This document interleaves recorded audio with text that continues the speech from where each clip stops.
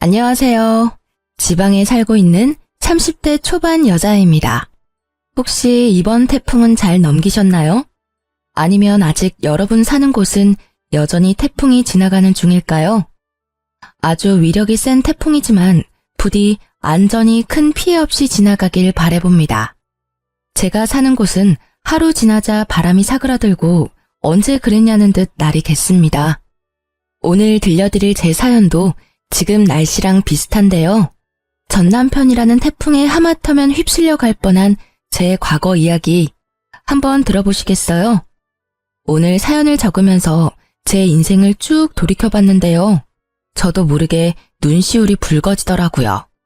제가 기억이 가물가물한 아주 어렸을 때부터 저희 부모님은 자주 다투셨습니다. 가정 불화는 주로 돈 문제였던 것 같습니다. 그러다 초등학생 때 아버지가 지병으로 돌아가시고 어머니는 기다렸다는 듯이 집을 나가셨습니다. 야속하게도 어린 저만 혼자 두고요. 아버지 장례식장에서 만난 친척들은 모두 악마 같았어요. 어린 제게 앞으로 고생길이 훤히 보인다는 둥 자기들은 절대 맡아서 키울 생각 없다며 못난 말도 면전에 대고 하셨었죠. 어린 제가 키워달라고 안겨붙을까봐 더 못되게 그랬을까요? 장례식 끝날 때까지 그 누구도 혼자인 제게 괜찮냐며 손 내밀어준 사람은 없었습니다. 홀로 아무도 없는 집에 돌아간 그날의 상처는 아마 영원히 지울 수 없을 겁니다. 부모님 두 분 다 재산이랄 게 크게 없는 집이었어요. 그런데 아빠의 부조금마저도 어린 제게는 허용되지 않았나 봐요. 그나마 막내하며 가깝게 지냈던 건 고모였는데요. 고모라는 인간은 제게 단돈 2만 원만 쥐어주고 부조금을 모조리 들고 사라졌습니다. 지금까지 죽었는지 살았는지 모릅니다. 어린 저는 경제 감각이 없으니 그때 고모가 쥐어준 2만 원이 되게 크게 느껴졌어요. 고모는 그래도 조금은 날 좋아하는구나 착각 들 만큼요. 하지만 금방 집에 먹을 것도 동나고 돈도 떨어진 저는 그렇게 며칠을 혼자 굶었습니다. 그러다 집에 방치된 저를 발견한 사회복지사를 통해 보육원에 가게 됐습니다. 보육원에 있다가 또 언제 혼자가 될지 모르고 밥을 먹을 수 있는 마지막 기회일지 모른다는 바보 같은 생각이 들더라고요. 저는 보육원 첫날부터 옆 친구들 밥까지 탐내며 허겁지겁 밥을 먹었습니다. 당연히 그곳의 친구들은 첫 만남부터 절 싫어했고 원장은 모두가 보는 앞에서 그런 제 뺨을 때렸던 기억이 나요. 그때 저는 본능적으로 세상은 저 혼자 헤쳐나가야 함을 깨달았습니다. 배를 골지 않으려면 내 인생은 나 스스로 구제해야 함을 깨달았죠. 그렇게 저는 보육원에서 고등학생 때까지 자랐습니다. 머리가 점점 클수록 원망도 많이 생기더라고요. 날 두고 죽은 아빠, 그리고 도망간 엄마. 나 몰라라 한 친척들에 대한 원망이요. 아니, 어린 저를 감당하기 싫었음 진작 절차 밟아서 보육원에 맡기지 왜 방치해뒀나 싶었습니다. 혹시 내가 혼자 죽기를 바랐던 건가 하며 증오심도 자라났죠. 나쁜 짓을 하거나 방황하지는 않았고 전 그저 그 모든 미운 감정들을 연료 삼아 열심히 살았습니다. 만 18세의 나이로 보육원을 독립했고 대학교는 생각하지 않았어요. 고졸이지만 나름 작은 회사 경리로 들어갔거든요.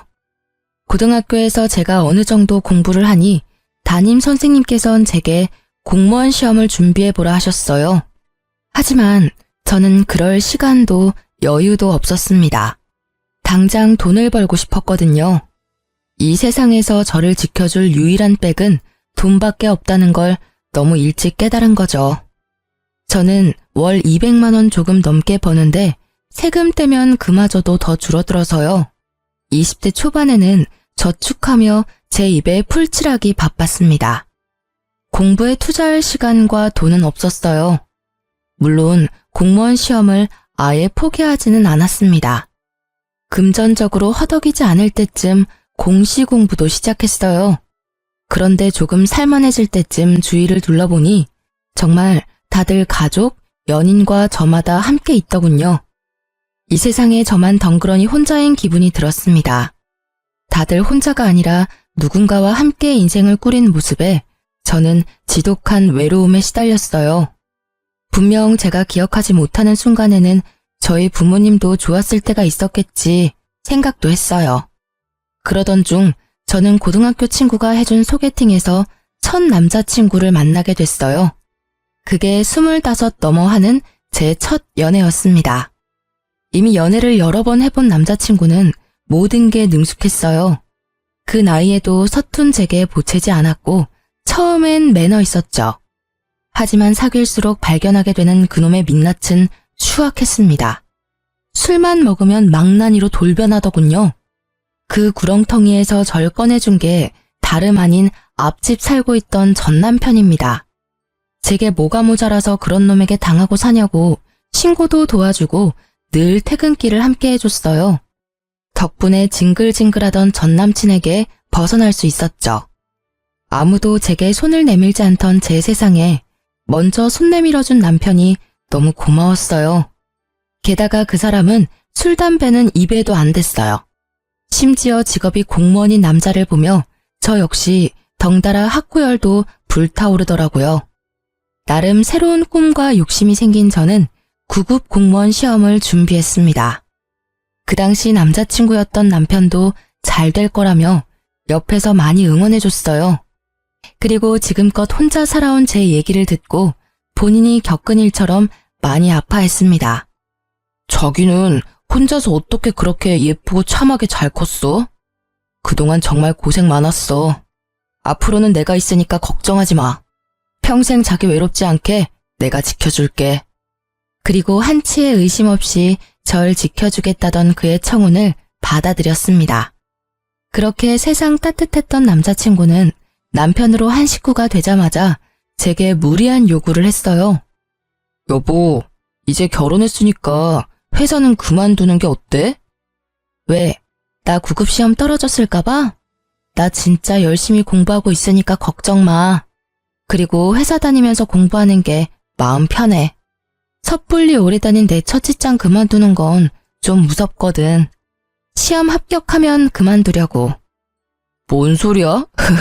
합격이라니. 설마 진짜 당신이 9급에 붙을 거라 생각하는 거야? 그게 무슨 뜻이야? 말 그대로야. 진짜 당신이 붙을 거라 생각하냐고. 아니 고졸에다 학원 한번 제대로 다녀본 적 없으면서 단번에 공무원 시험 합격 바라는 건 너무 꿈이 큰 거 아니야? 난 단지 당신 지금 회사 연봉이 너무 적어서 차라리 알바가 낫겠다는 말을 하고 싶었을 뿐이야. 우리 엄마 만두가게 알바생이 당신보다 돈 많이 받아. 그거 알고 있어? 첫 직장이자 지금껏 몸담아왔던 직장은 제가 고졸이라 승진은 꿈도 못 꿨습니다. 하지만 개미똥만큼이라도 매년 연봉이 오르더라고요. 힘든 코로나 시기에도 잘리지 않고 계속 다닌 것만으로도 감지덕지했습니다. 공무원 합격하기 전까지는 계속 그 회사를 다니고 싶은데 갑자기 남편은 다니던 회사를 당장 그만두라 하더군요. 저를 믿고 응원해줬던 연애 시절 남친은 사라지고 돌변한 남편은 고졸인 제가 공시에 어떻게 합격하냐며 비웃더라고요. 당신 말이 너무 심한 거 아니야? 나는 내 힘으로 구한 내 첫 직장, 월급은 적어도 만족하면서 다니고 있어. 듣다 보니 무시하는 것 같아 기분 나빠. 그리고 당신 내가 공무원 안 하길 바라는 눈치다? 안 하길 바라는 게 아니라 안 붙을 걸 예상하는 거야. 고졸인 네가 공시는 무슨 공시야. 헛꿈 그만 꾸고 돈 안 되는 회사는 얼른 그만둬. 그리고 말인데 우리 엄마 만두가게 장사 잘 되는 거 알지? 요즘 손이 모자라다는데 당신이 가서 일 좀 도우면서 배워봐. 그럼 우리 엄마가 당신한테 가게 선뜻 물려줄 수도 있잖아. 헛꿈? 말을 왜 그렇게 함부로 해? 결국 지금 나한테 회사 그만두고 어머님 가게 일 도우라는 거잖아. 나 당신 부인이야. 부탁도 아니고 명령하잖아. 이게 지금 뭐 하는 태도야? 제가 한 번도 지은 적 없는 불쾌한 표정을 짓자 남편은 적잖이 당황했습니다. 아니, 말이 헛나온 거야. 난 그냥 당신 비전도 없는 회사에서 개고생하는 게 싫어서 그랬지. 아무리 그래도 말이 어가 다르고 어가 다르지. 그래, 나 고졸이다. 고졸이 뭐가 어때서? 난 떳떳해. 내가 혼자 어떻게 졸업한 학교인데. 미안해. 일단 진정 좀 하고 내 말 좀 들어봐. 내가 요즘 엄청 스트레스 받아서 당신한테 나도 모르게 성질 부렸나 봐. 아니, 우리 엄마가 요즘 몸이 불편하다고 병원에 같이 가자고 자꾸 부르시잖아. 근데 당신도 알잖아. 나 업무 많아서 야근까지 하는데 엄마까지 케어하느라 요새 좀 몸이 힘들다. 그래서 당신한테 좀 부탁하려고 했는데 말이 삐뚤게 나가서 미안. 뭐? 어머니 아프셔? 어디가 아프신데? 그럼 그렇다고 나한테 진작 말을 하던가. 엄마 좀 챙겨달라는 부탁을 못해서 제게 못되게 군 남편이 미웠지만요. 생각해보니 요새 저도 바쁘다고 시모에게 연락을 못 드렸던 거예요. 저는 남편을 타박하며 곧바로 시모께 찾아갔습니다. 어머님, 저 왔어요. 제가 요새 그이 따라 공무원 되고 싶어서 공부를 시작했거든요. 근데 회사 일까지 바빠서 너무 정신이 없었어요. 어머님께 요즘 신경 못 써드려서 정말 죄송해요. 편찮으시다는 말 듣고 바로 온 거예요. 많이 안 좋으신 거예요? 어머님, 앞으로 병원은 저랑 같이 다녀요. 결혼 전에는 가족품이 그립다더니 너 결혼 후에 내가 먼저 안 하면 연락 한 통 없더라. 인간이 다 그래. 뒤돌아서면 남이지. 자식 새끼라고 키워봤자 그놈도 지엠이 아프다니까 툴툴거리기나 하고. 에이구, 내가 빨리 죽어야지. 어머님이 왜 빨리 죽어요? 말만 그런 게 아니라 진짜 이제 어머님은 제 가족이에요. 저 무서우니까 그런 나쁜 말 하지 마세요. 저희 때문에 많이 속상하셨죠? 근데 저도 좀 속상해요. 몸이 안 좋으시면 툴툴거리는 아들 말고 저한테 전화하시지 그러셨어요. 제가 불편해할까봐 안 하셨죠? 저 괜찮으니까 앞으로는 무슨 일 생기면 무조건 저한테 전화 주세요. 아셨죠? 이그, 너 지금 내 가게 보고 나한테 아양 부리는 거지?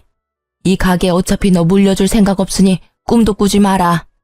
어머님, 저도 만두 빚으면서 평생 살기 싫거든요.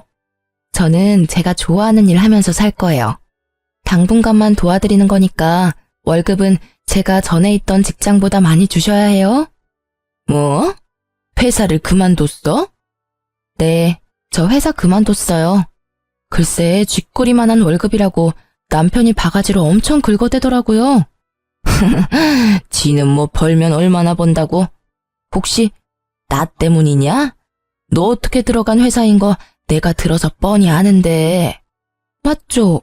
어머님, 그 사람 진짜 너무해요. 그러니까 저 남편보다 월급 더 많이 주셔야 해요. 사실 회사는 저 승진시켜줄 생각도 없는데 계속 붙잡고 있었던 것도 뭐 제 자격지심이죠. 제가 처음으로 이뤄내고 지켜낸 자리니까요. 하지만 지금 내려놓아도 저는 괜찮아요. 그 회사보다 전 어머님이 더 중요하거든요. 그 대신 저 꼭 어머님이랑 같이 지내면서 공시도 합격할 거예요. 뭐 그건 네가 하는 거에 달려있지. 처음엔 못된 말만 하는 시모 때문에 무척 속상했어요. 하지만 말만 퉁명스럽게 할 뿐이지 시모는 정말 따뜻한 분이셨어요. 결혼해서 남편과 함께 효도하겠다던 제가 그동안 무심했던 건 사실이었죠. 그래서 서운했던 게 생각 안 나게 시모께 더욱 잘해드리려 노력했습니다. 그렇게 저는 일주일에 한 번 시모 병원을 따라다니면서 평일에는 만두가게에서 일했어요. 저는 어머님의 재산이 얼마인지 그 작은 만두가게의 가치가 얼마인지 잘 몰랐는데요. 같이 지내다 보니 어머님이 꽤 여유가 있으신 분이란 걸 알았어요. 어머님께서는 원래 제 연봉을 물으시더니 딱 그 연봉의 2배는 좋게 넘게 주셨어요. 제가 하는 일이라곤 만두 빚는 것 뿐이었어요. 만두소는 어머님께서 직접 만들고 만두는 직원들과 함께 빚었습니다. 직원이 많아서 힘에 부치지도 않더라고요. 당일 만들어 당일 소진하는 만두는 오픈하자마자 매일 빠르게 품절됐어요. 그래서 저는 오전에 잠깐 근무하고 덕분에 공부할 시간도 많이 벌었습니다. 어머님도 저와 같이 지내다 보니 마음이 풀리셨는지 전보다 저와 엄청 사이좋게 지냈어요. 어머님은 제가 쉬는 날이면 매주 꼭 예쁜 만두를 빚어서 보내주셨어요. 아들 말고 며느리 먹으라고 순수 빚어주신 거였어요. 그리곤 어머님은 항상 덕담을 잊지 않으셨습니다. 예쁜 만두 먹고 예쁜 손주 보렴. 그건 살면서 처음 느껴보는 따뜻함이었습니다. 친엄마보다 시모가 더 엄마 같다는 생각이 들었어요. 남편이 제게 회사를 그만두라고 엄청 못되게 굴었었잖아요. 그 이후로는 자기 대신 어머니를 챙겨줘서 고맙다고 제 손을 꼭 붙잡고 울먹이며 말했습니다. 저번에 보졸이 어떻다니 당신 상처받게 해서 진짜 미안해. 정말 내가 이 은혜는 평생 안 잊을게. 당신이 엄마한테 해준 만큼 내가 2배, 3배 잘할게. 너무 고마워. 당신 덕분에 우리 엄마가 요즘 행복해 보이셔. 남편이 굳이 뭘 더 노력하지 않아도 어머님이랑 모녀처럼 지내는 시간이 저도 행복했어요. 더도 말고 덜도 말고 지금이 딱 행복하다 느꼈던 순간이었죠. 각자의 역할을 해내며 서로를 보살피는 가족 구성원. 그게 바로 제가 바라던 가족의 형태였어요. 그런데 제게 고맙다던 남편은 은혜를 갚겠다더니 그걸 원수로 갚더라고요. 연애 때부터 야근이 잦은 건 알고 있었지만 남편은 부쩍 더 늦게 들어오는 날이 많아졌어요. 심지어 야근하고 올 시간을 넘어 훨씬 더 새벽 시간에 술에 취해서 집에 들어왔죠. 술, 담배라고는 안 하던 남편이었는데 혹시 또 제가 모르는 괴로운 일이라도 있나 싶었습니다. 여보, 또 술 먹었어? 요즘 무슨 일이라도 있는 거야? 왜 이렇게 인사불성이 된 거야? 야, 너는 입맛 시집 자라서 호강하는 줄 알아. 뭐? 당신 지금 그게 무슨 말투야? 아, 이게 진짜 지가 뭐라도 되는 줄 아나? 야, 이리 와봐. 본 적 없는 얼굴로 비틀거리며 다가오는 남편 때문에 순간 온몸이 경직됐습니다. 저도 모르게 저리 가라고 남편을 세게 밀치자 남편은 그대로 그냥 뻗어서 자더라고요. 아무 일도 일어나지 않았지만 곧 무슨 일이라도 생길 것 같았어요. 저는 전 남친이 술 먹고 제게 폭력을 행사했던 트라우마 때문에 지금도 술 먹은 사람들 근처에도 안 갑니다. 그런데 가장 가까이 지내는 남편이 취객처럼 굴자 심장이 미친 듯이 뛰었죠. 게다가 남편은 술에 취해 그냥 자는 것도 아니었어요. 잠시라도 정신이 들면 꼭 큰 소리로 마누라 어딨냐고 고래고래 소리를 질렀죠. 아니면 밥 좀 차리라며 주정을 부렸어요. 여보, 잘못했어. 내가 마시고 싶어서 마신 게 아니라 회식 때문에 그런 거야. 다음날 술 깨면 남편이 회식 때문이라며 싹싹 빌어대서 한 번은 봐줬는데 그 뒤로도 계속 똑같은 문제가 반복됐습니다. 저는 가게 때문에 남편보다 일찍 출근하고 남편이랑 그 문제에 대해서 제대로 대화할 시간이 없더라고요. 그렇게 제가 얼렁뚱땅 넘어가니 점점 더 선을 넘는다 싶었죠. 저는 처음엔 술 취한 남편이 무서웠는데 몇 번 반복되니 점점 속에서 열불나서 참을 수 없었습니다. 야, 너만 소리 지를 줄 알아? 남편이 또 술에 취해 들어와 난동을 부리길래 전 똑같이 남편에게 소리를 질렀어요. 그러자 남편은 살벌한 얼굴로 식탁 위에 물잔을 잡더라고요. 그리고 남편은 제게 물을 뿌렸습니다. 유리잔은 그대로 싱크대에 던져버려서 깨졌고요.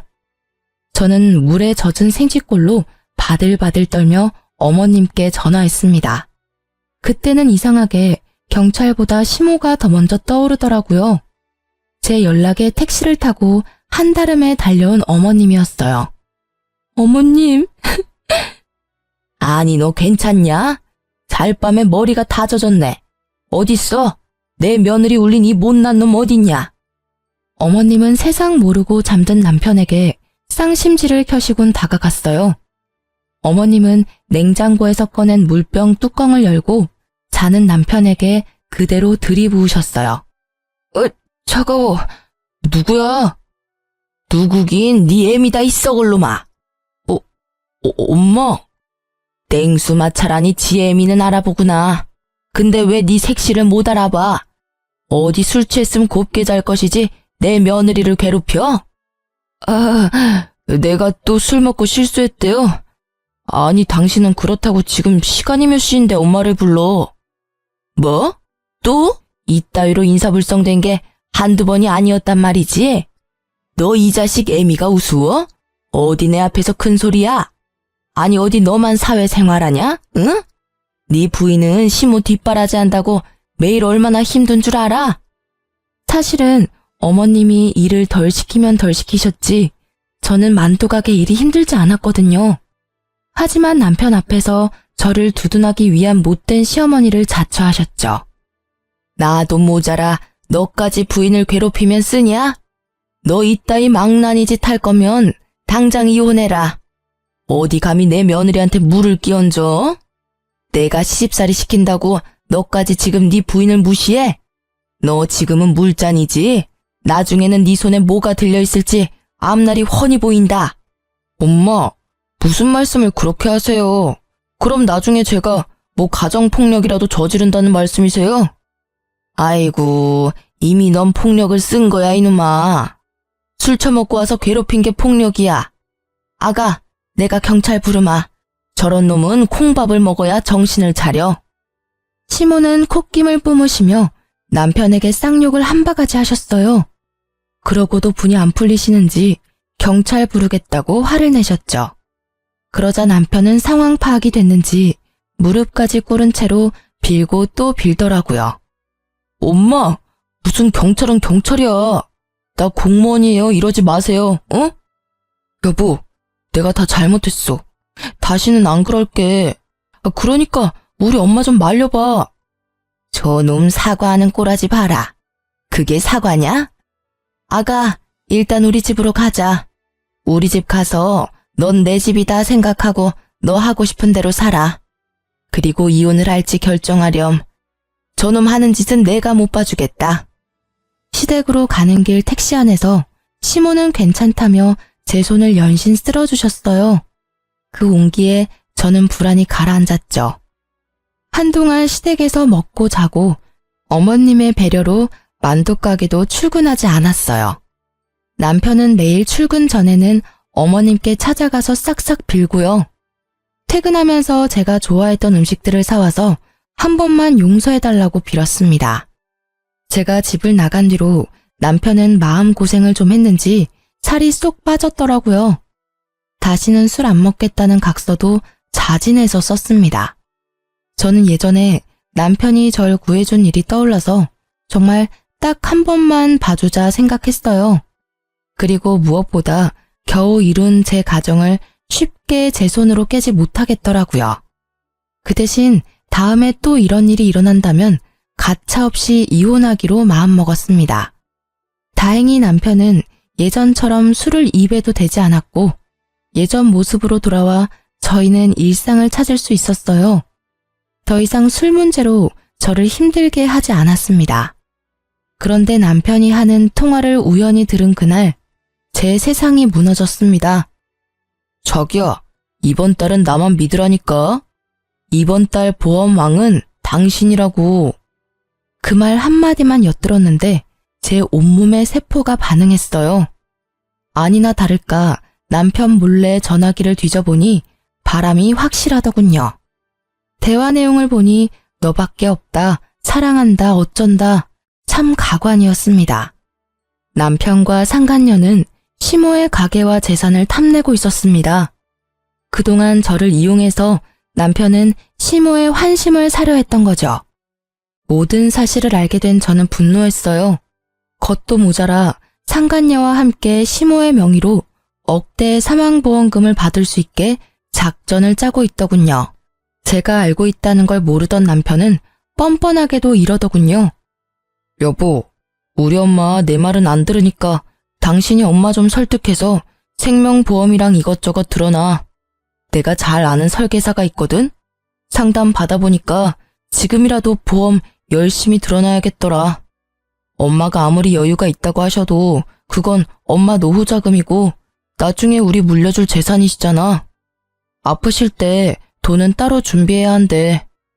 그리고 사망보험금이 있어야 우리 상속세 부담도 덜 수 있다더라. 저는 남편이 저를 배신한 것보다 낳아주고 키워준 시모를 배신한 게 더 화가 났어요.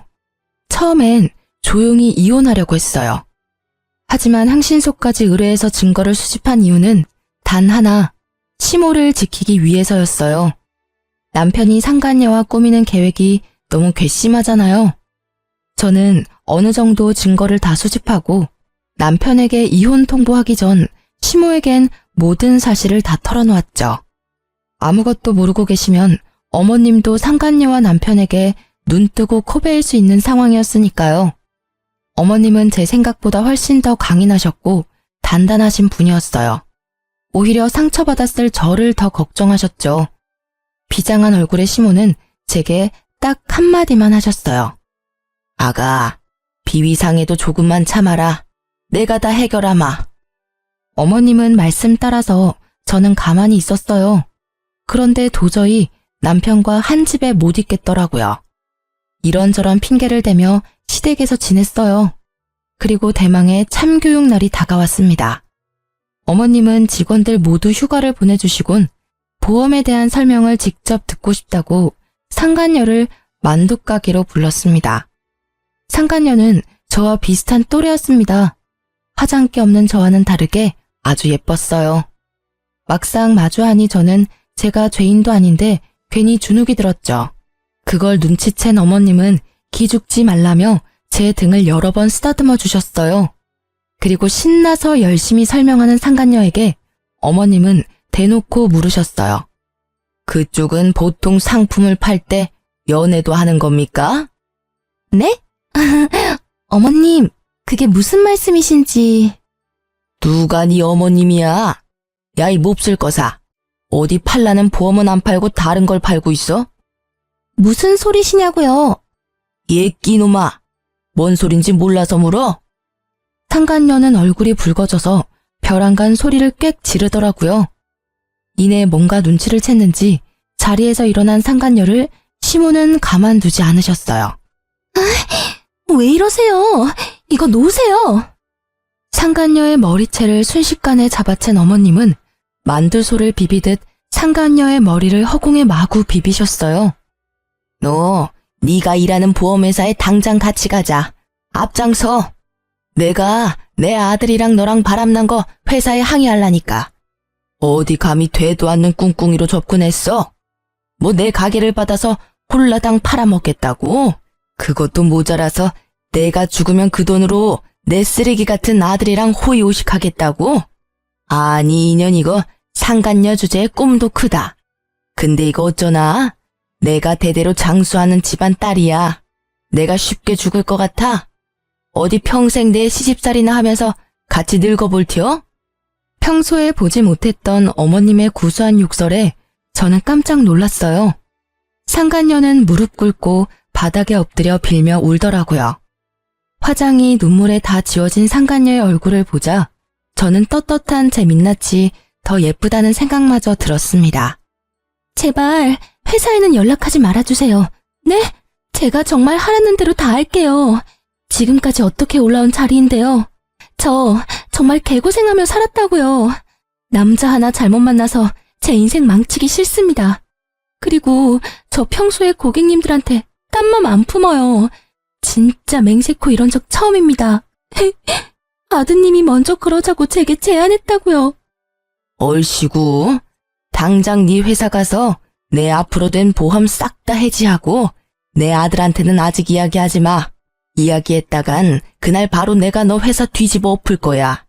그놈은 내가 알아서 조질 테니까 모른 척하고 기다려. 네 최후는 어떻게 할지 내가 고민해 볼 테니까.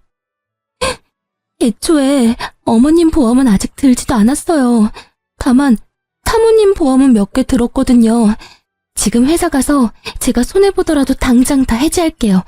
그러니까 제발 저 한 번만 봐주세요. 내 보험을 들었다고요? 남편은 이미 상간녀에게 제 보험을 몰래 들었더라고요. 정말 TV에서 볼 것 같은 이야기였어요. 사망보험금 2억? 그 액수에 저는 할 말을 잃었습니다. 어머님은 가슴을 치시며 본인이 미안하다고 우셨어요. 저는 어머님 잘못은 없다고 서로 껴안고 엄청 울었습니다. 상간녀는 그 사이 슬금슬금 도망가고요. 가게를 3일 이상 쉬어본 적 없는 어머님은 상간녀와 남편을 참교육하기 위해 일주일이나 문을 닫으셨어요. 저나 어머니나 둘 다 너무 가여운 인생이라 생각했습니다. 정신없이 저와 함께 우시던 어머님은 이럴 때가 아니라며 제게 정신을 바짝 차리라고 하셨어요. 그리고 남편에게 전화해서 다음 계획을 실행하셨죠. 가게 땅값이 많이 올랐다고 남편을 부르자 남편은 할 일 제쳐두고 쏜살같이 가게로 달려왔습니다. 그래서 얼마나 올랐어요? 엄마 올랐을 때 파는 것도 나쁘지 않아요. 솔직히 엄마 이제 늙으셔서 앞으로 얼마나 장사하실 수 있을지 모르잖아요. 차라리 여기는 정리하고 우리 월세로 옮겨서 가게 다시 열어요. 네? 아무것도 모르는 남편은 싱글벙글한 얼굴로 가게 땅값이 얼마나 올랐냐고 묻더라고요. 아니, 떡 줄 사람 생각도 안 하는데 혼자 침까지 튀기며 흥분하는 남편 놈을 보는데 당장 멱살을 잡아 올리고 싶었어요. 하지만 꾹 참고 어머님의 행동을 지켜보기로 했죠.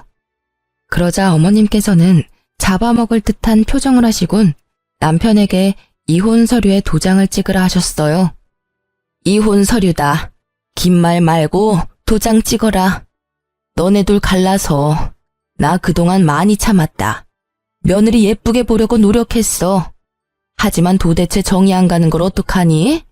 일도 곧잘 할 줄 알았는데 아직까지 혼자 만두 하나 제대로 못 빚어. 이런 애한테 내 가게를 맡길 바에 딴 사람한테 파는 게 낫지. 며느리 하나 잘 키워서 간병인 돈 굿나 했는데 차라리 그 돈으로 나중에 전문 간병인이나 두는 게 낫겠어. 그러니 팔기 전에 이혼 먼저 시켜야지. 엄마 잘 만난 내 아들 덕에 며느리 호강하는 꼴? 난 못 본다. 어머님, 어떻게 말씀을 그렇게 하세요? 네? 두 사람 잘 지내는 줄 알았는데. 어떡할 거냐? 쟤랑 이혼할 거야 말 거야. 이혼하면 하나밖에 없는 아들한테 다 물려주고 안 하면 국물도 없다. 네 가정 지킬래 아님 내 돈 다 네가 가질래? 당연히 난 엄마 편이죠. 당신 엄마한테 얼마나 서운하겠으면 엄마가 저러셔?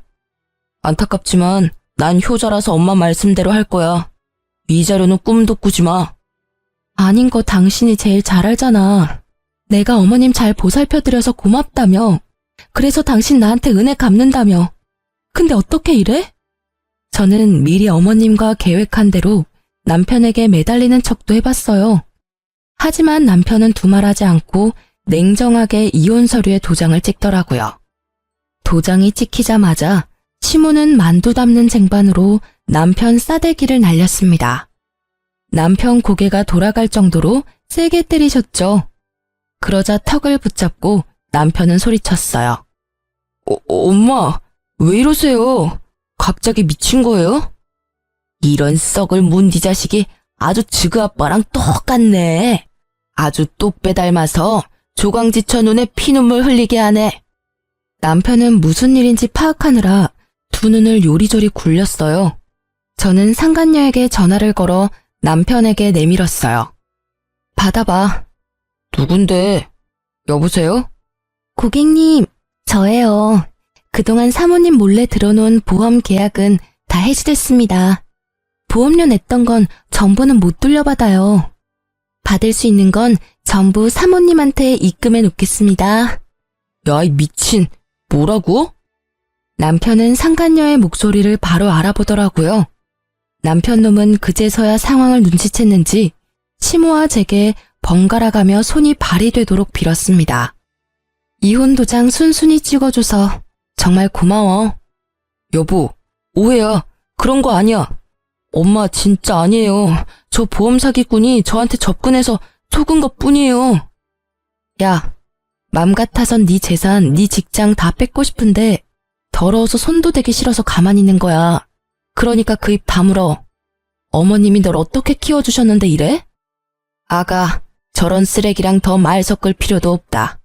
너 당장 짐 싸서 우리 눈앞에서 사라져라. 난 이제 아들 따위 없는 걸로 하마. 엄마, 왜 이러셔 진짜? 소미 네가 이제부터 내 딸해라. 어머님, 내가 너 입양 절차 알아봤다. 자, 서류 받아라. 너도 마음의 준비할 시간이 필요할 테니 잘 생각해봐라. 이놈이랑 이혼하고 나한테 와. 내가 너 꽃길만 걷게 해줄 테니. 이제부터 모든 재산 권리는 우리 소미한테 줄 거야. 어머니, 정신 차리세요. 노망 났어요? 얘는 피 하나 안 섞인 남이라고요. 너 엄마를 어떻게 구워 삶은 거야? 어머님의 폭탄 발언에 남편 놈은 눈을 희번덕거리며 제게 달려들었죠. 시모는 기다렸다는 듯 경찰에게 연락했어요. 여보세요? 거기 땡땡 경찰서죠? 여기 땡땡 만두집인데. 응, 나야 나 송 사장. 아, 웬 망나니가 와서 가게를 쑥대밭으로 만들고 있잖아. 얼른 와봐. 엄마, 누가 네 엄마야 이 자식아? 엄마가 어떻게 이래? 자식한테 어떻게 이러냐고. 남편을 혼내는 어머님의 몸이 미세하게 떨리는 걸 알고 저는 급하게 남편을 가로막고 말했습니다. 너야말로 자식이 어떻게 그래? 상간녀랑 보험 사기단으로 잡혀가고 싶지? 나도 모르는 보험 가입한 거 문제 안 될 줄 알았나 봐. 어머님 앞에서 더 추한 꼴 보이지 말고 얼른 꺼져. 남편 놈은 정말 땅을 치며 발악하더군요. 그래봤자 그놈에게 더 이상 남은 거라곤 아무것도 없었어요. 경찰이 오고 이댁 아드님 아니냐고 묻는데 어머님은 외면했습니다. 그래, 못난 내 아들 맞아. 데리고 있다가 정신 차리면 훈방 조치 부탁해. 가게에서 난동 부린 건 사실이니까. 기운이 다 빠진 남편은 더 이상 제게도 시모에게도 달려들지 않았습니다. 조용히 경찰을 따라가더군요. 너무 큰일을 겪으셔서 혹시나 쓰러지실까봐 저는 내내 어머님 곁을 지켰네요.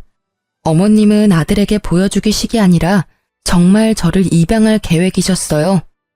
난 정말 소민이가 내 딸 같아. 우리가 이런 인연으로 엮였지만 안 좋게 끝내고 싶지는 않구나. 난 진심으로 널 가족이라 생각한단다. 어머님 마음 저 잘 알아요. 누가 뭐래도 저 어머님 가족이에요. 저 사람이랑 이혼했더라도 여전히 어머님은 제 어머님이세요. 하지만 저 어머님 딸로 들어가면 저 사람이랑 남매인 거잖아요.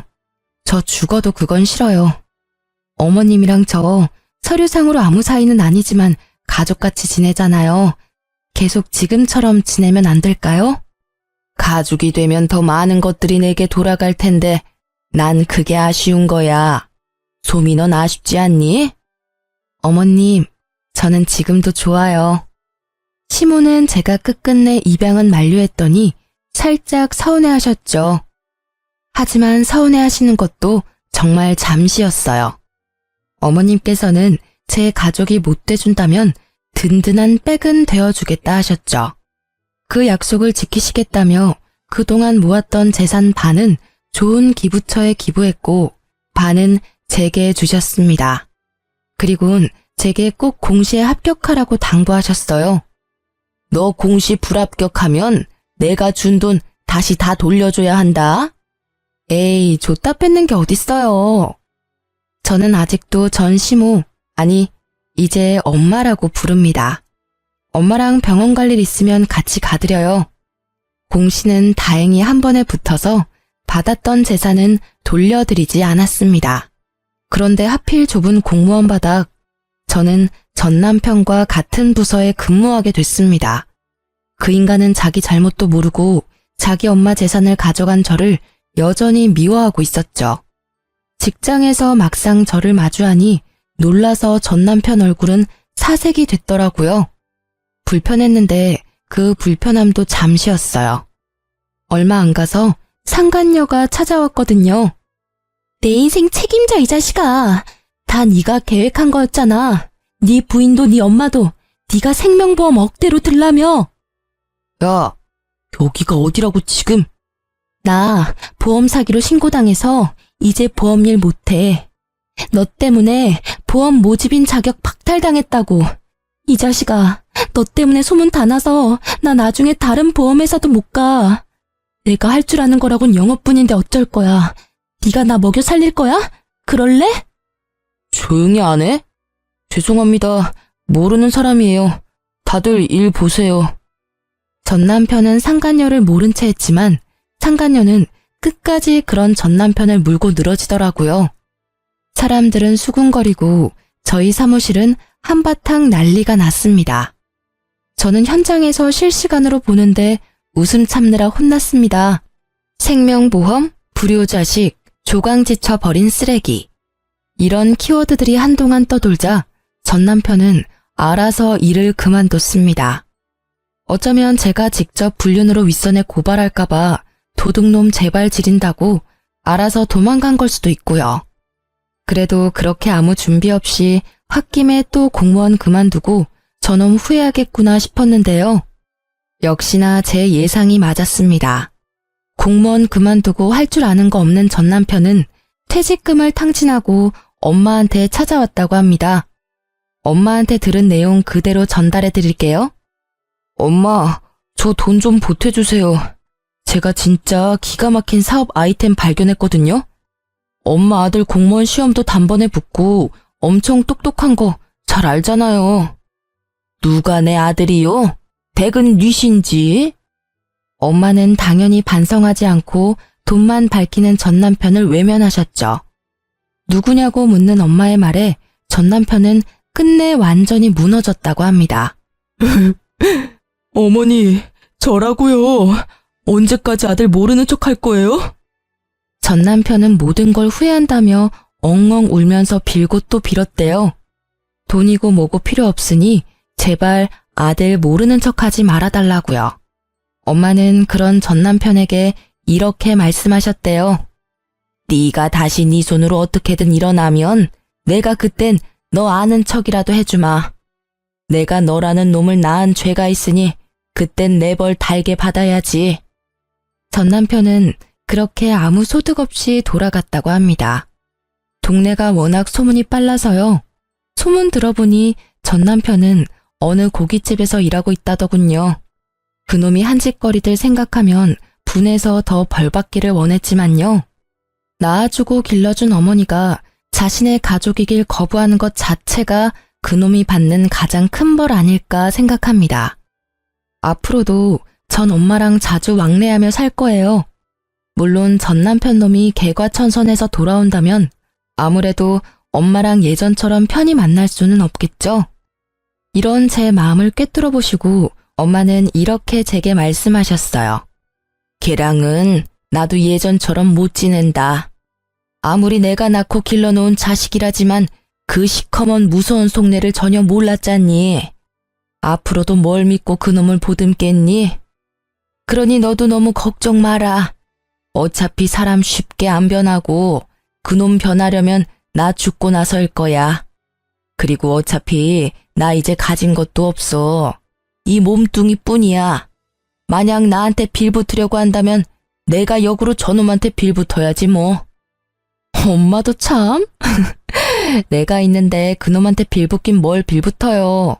그리고 왜 엄마가 몸뚱이 뿐이야? 내가 있잖아요. 진짜 섭섭하게 자꾸 그럴 거예요? 엄마는 내가 지켜요. 그래, 그러니까 그렇게 웃어. 울상 짓지 말고 나랑 웃으면서 살기로 약속했잖아. 그래서 저는 나중 일은 우선 나중에 생각하고 지금은 최선을 다해 엄마와 사랑하며 지낼 거예요. 가족이 없었던 제게 전 남편은 상처만 주었지만 결국 제 곁에는 진심을 나눈 엄마가 남았네요. 그리고 어렵게 붙은 공무원 일도 열심히 잘 해내고 있어요. 다들 제게 친절히 대해주시고 일도 점점 적응하고 있답니다. 지금까지 제 긴 사연 들어주셔서 감사합니다.